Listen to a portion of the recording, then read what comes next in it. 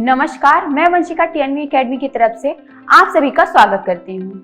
तो आइए आज हम बात करते हैं इंटरनेट ऑफ थिंग्स के बारे में। इंटरनेट ऑफ थिंग्स क्या है? इंटरनेट ऑफ थिंग्स के एडवांटेजेस क्या हैं? इंटरनेट ऑफ थिंग्स के डिसएडवांटेजेस क्या हैं? और इंटरनेट ऑफ थिंग्स हमें क्यों चाहिए? आइए सबसे पहले हम बात करते हैं कि इंटरनेट ऑफ थिंग्स क्या है। IoT का पूरा नाम इंटरनेट ऑफ थिंग्स है। इसका इस्तेमाल सेंसर, सॉफ्टवेयर और टेक्नोलॉजी की मदद से डेटा को एक डिवाइस से दूसरी डिवाइस में ट्रांसफर करने के लिए किया जाता है। इंटरनेट ऑफ थिंग्स का मतलब है इंटरनेट का प्रयोग करके डिवाइसेस को एक्सेस करना और कंट्रोल करना। इंटरनेट ऑफ थिंग्स के द्वारा हम डिवाइसेस को इंटरनेट की सहायता से एक्सेस कर सकते हैं और उन्हें कंट्रोल कर सकते हैं। दूसरे शब्दों में कहें तो वो सभी फिजिकल डिवाइसेस जो इंटरनेट से जुड़ी हुई है और जो डेटा को कलेक्ट और शेयर करती है, IoT कहलाती है। इंटरनेट ऑफ थिंग्स में थिंग्स का मतलब है इंटरनेट से कनेक्ट हुई वो सभी चीजें जिन्हें हम अपनी लाइफ में रोज इस्तेमाल करते हैं, जैसे कि मोबाइल फोन, स्मार्ट वॉच, घर में लगा पंखा और कार आदि। इन सभी चीजों को हम इंटरनेट से कनेक्ट करके एक्सेस कर सकते हैं। IoT का उपयोग ऑर्गेनाइजेशन और इंडस्ट्री में काम तेजी लाने के लिए किया जाता है, जैसे काम को सही समय पर पूरा करने के लिए, कस्टमर को अच्छी सर्विस देने के लिए और बिजनेस की वैल्यू को मार्केट में बढ़ाने के लिए।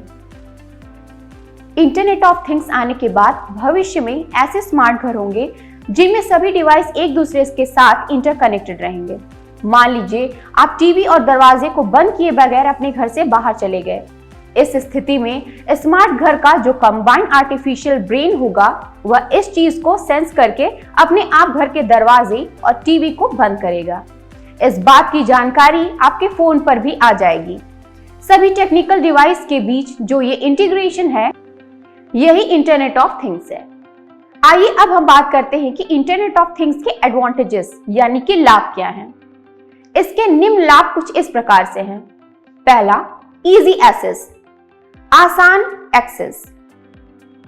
IoT को एक्सेस करना काफी ज्यादा आसान होता है। IoT की मदद से हम दुनिया के किसी भी कोने में बैठकर आवश्यक जानकारी प्राप्त कर सकते हैं।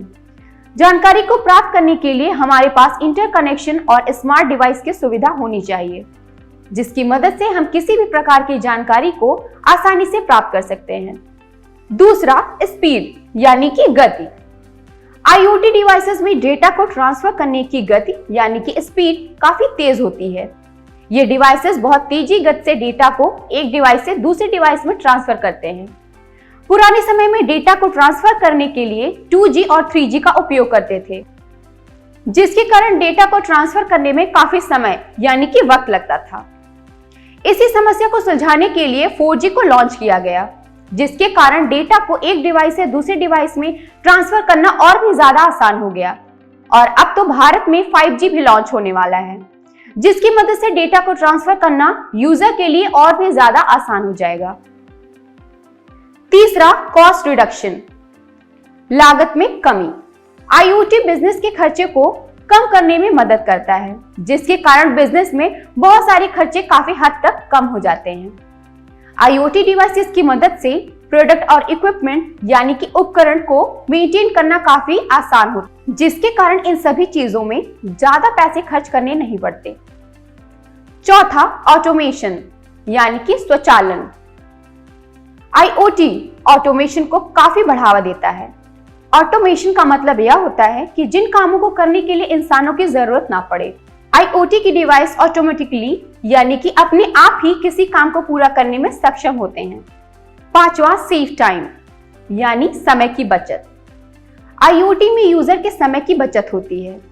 उसका सबसे बड़ा कारण यह है कि IoT किसी काम को बहुत तेज गति के साथ पूरा करने में सक्षम होती है, इसलिए काफी समय की बचत होती है। इंसानों की तुलना में मशीन तेज गति से कार्य को करने में सक्षम होती है। छठा, मॉनिटर यानी कि निगरानी। IoT का उपयोग करके हम किसी भी तरह की चीज को आसानी से मॉनिटर कर सकते हैं, जैसे हवा की मात्रा को मॉनिटर करना, तापमान को मॉनिटर करना, एयर क्वालिटी को मॉनिटर करना और अपने प्रोडक्ट की निगरानी करना आदि। सातवां, बेटर लाइफस्टाइल यानी कि बेहतर जीवन। IoT ने सचमुच लोगों के जीवन को काफी आसान बना दिया है। आज के समय में लगभग सभी लोग IoT के डिवाइसेस का उपयोग करते हैं, जिसके कारण लोग अपने काम आसानी से पूरा कर पाते हैं। जैसे आजकल लोग smartphone, smart TV, refrigerator, AC और स्मार्ट कार जैसे उपकरणों का उपयोग करते हैं। इसने लोगों के जीवन को आसान बना दिया है। अब हम बात करते हैं IoT इंटरनेट ऑफ थिंग्स के डिसएडवांटेजेस के बारे में। इसके निम्न नुकसान कुछ इस प्रकार से हैं। पहला, सिक्योरिटी और प्राइवेसी, सुरक्षा और प्राइवेसी। IoT का सबसे बड़ा नुकसान यही है कि इसमें सिक्योरिटी यानी कि सुरक्षा का अभाव देखने को मिलता है। यानी यूजर का डेटा पूरी तरह सिक्योर यानी कि सुरक्षित नहीं होता। IoT के साथ ज्यादातर डिवाइस इंटरनेट के साथ जुड़े होते हैं, जिसके कारण इन डिवाइसेस को हैकर्स के द्वारा हैक किया जा सकता है, जिसके कारण हैकर्स यूजर के डेटा को आसानी से चुरा सकता है। दूसरा, कॉम्प्लेक्सिटी यानी कि जटिलता।